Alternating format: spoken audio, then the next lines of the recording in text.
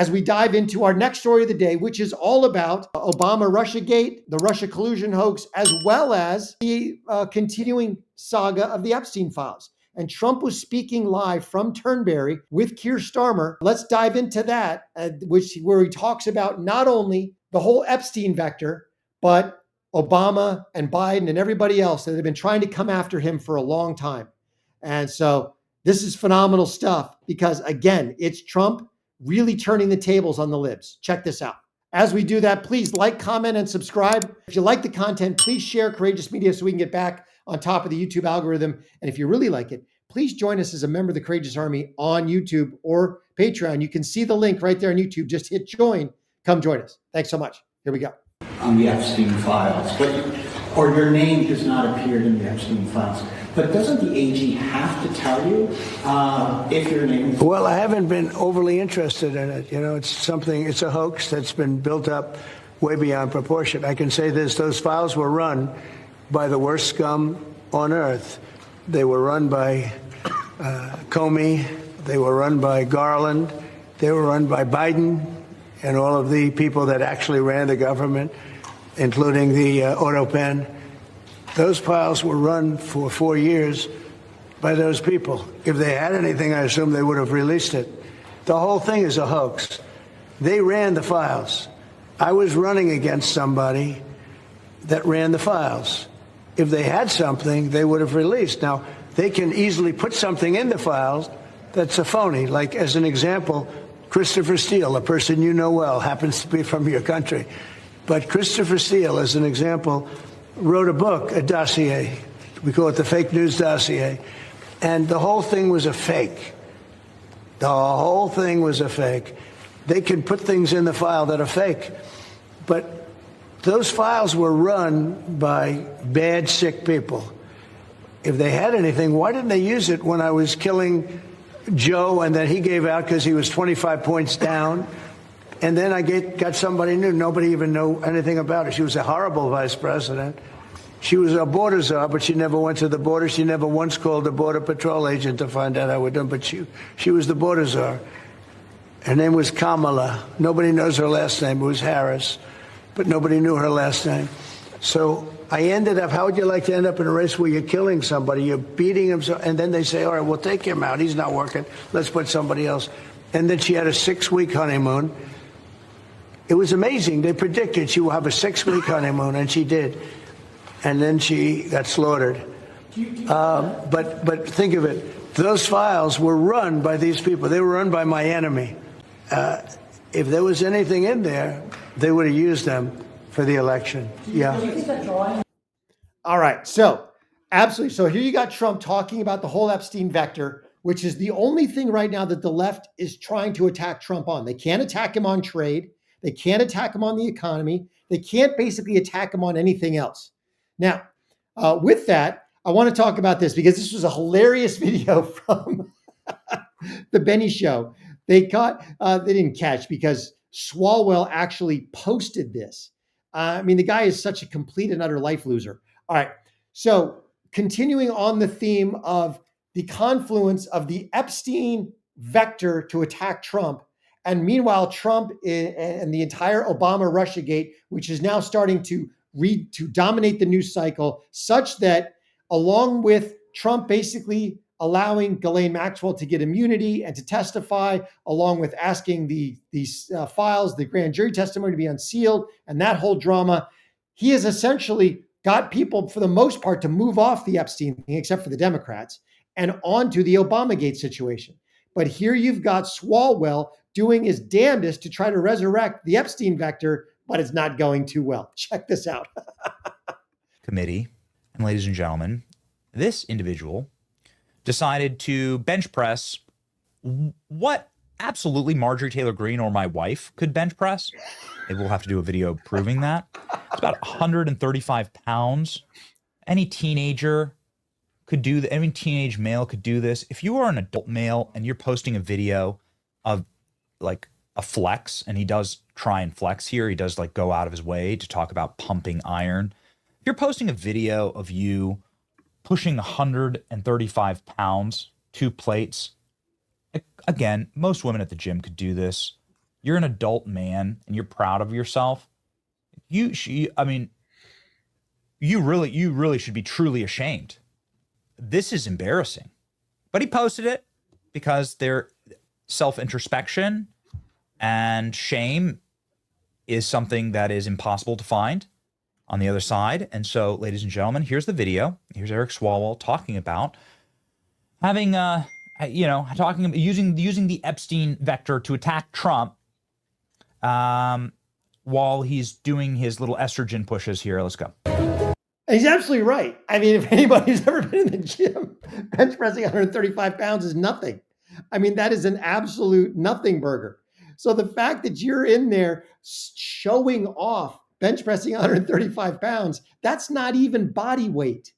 That means it calls into question, can you even do a push-up? Because I guarantee you Swallwell, with his little pudgy belly, weighs more than 135 pounds. Check this out. I should be working right now. I should be at the Capitol. I should be in a suit. Instead, Republicans sent us home because they would rather stand up for Donald Trump than release the Epstein Files and stand up for victims. We could be at Washington, D.C., lowering your healthcare costs, lowering your grocery costs, and restoring your rights. I should be working right now. Instead, I'm pumping iron at the gym. Yeah, you're not really pumping iron. I don't know what you're doing, but that's basically a no effort self-own. And frankly, the Democrats never would have done anything to lower any cost. It's not in their vocabulary. No, dude, you're not pumping iron, you're a pussy. And the fact that you think that this is what men do at the gym and that somehow this is going to attract men to the Democrat Party, it's just a series of massive backfires. The opposite. I decided to record my own video. You can see this is the Democrat man to a T. An estrogen infused man pretending to be a woman, pretending to pump iron. Eric Swalwell obviously using the Epstein vector to attack Trump. This is why we need Trump to go on offense on this issue and to go directly at Democrats who are guilty for unspeakable crimes with Epstein. But Eric Swalwell himself is guilty of unspeakable crimes. He's never been punished for them. So we decided to make our own video this morning and posted. Here's my version. Well, had sex with a Chinese spy. You need to start from the beginning, please. Eric Swalwell had sex with a Chinese spy. Her name was Fang Fang. She fundraised for his campaign and donated money to him. Then she fled the country when she was found out. She even placed staff in Eric Swalwell's office, but nothing ever happened to Eric Swalwell. Then Eric Swalwell crapped himself on live TV. That the president used taxpayer dollars to ask the Ukrainians to help him cheat an election. That's Eric Swalwell. He did. Client load and flip, please. Absolutely true. So I just love Benny Johnson. Benny Johnson does some hilarious stuff. But Swalwell is one of those that pushed the Russia collusion hoax, knowing it was false, while at the same time he was banging a Chinese spy and actually took donations in yuan, actually took foreign money donations. Now we're going to have a list of everybody that needs to be prosecuted, or at least a partial list. But check this out, because now there are actual senators and congressmen calling for not just investigations necessarily, but prosecutions. Check this out.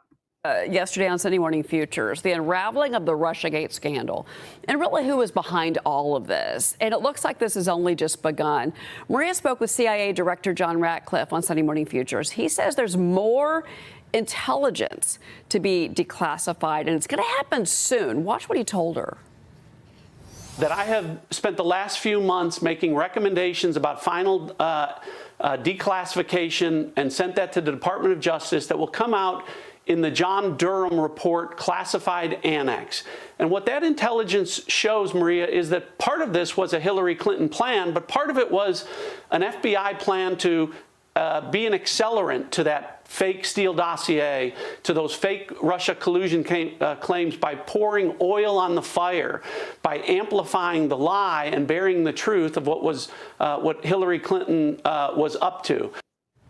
Former House Intelligence Chair Devin Nunes also told Maria he questions whether that August 2022 Mar-a-Lago raid was related to documents related to his official assessment of the 2016 election interference report. Senator, you say the Obama White House was the true threat to democracy. And I want to actually pick up on this as well, because that Durham report that he's talking about, the annexes, the annotations at the bottom of the report, that's where the focus is right now.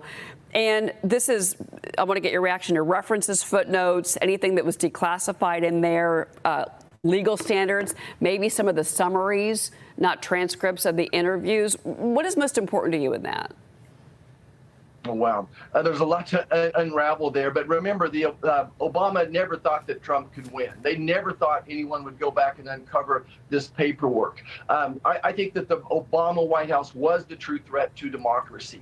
Think about psychological projection. That's what the Democrat Party is now. That's one of the reasons they have such low approval ratings, is this psychological projection. So for years, they've been saying President Trump was a threat. But now we understand that Obama was actually involved in this. They lied to us about COVID. They lied to us about Biden's health. They lied to us about the Pfizer report and the Russia.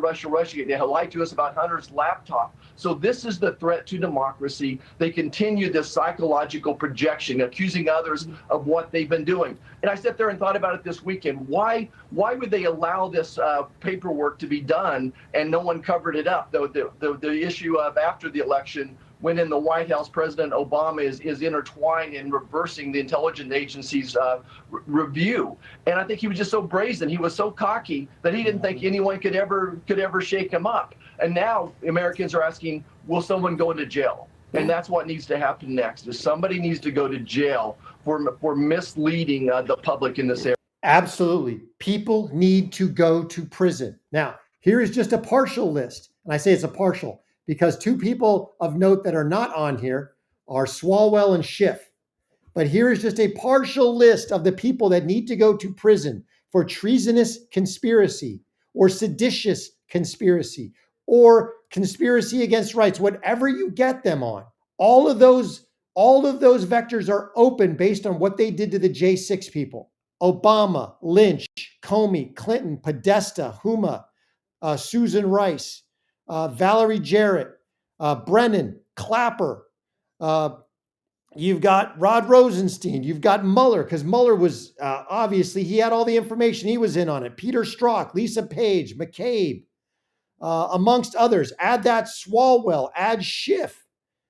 All of the above. They need to be investigated. They need to be indicted, and they need to be perp walked out of their house in front of the media, just like all of the J6 political prisoners were.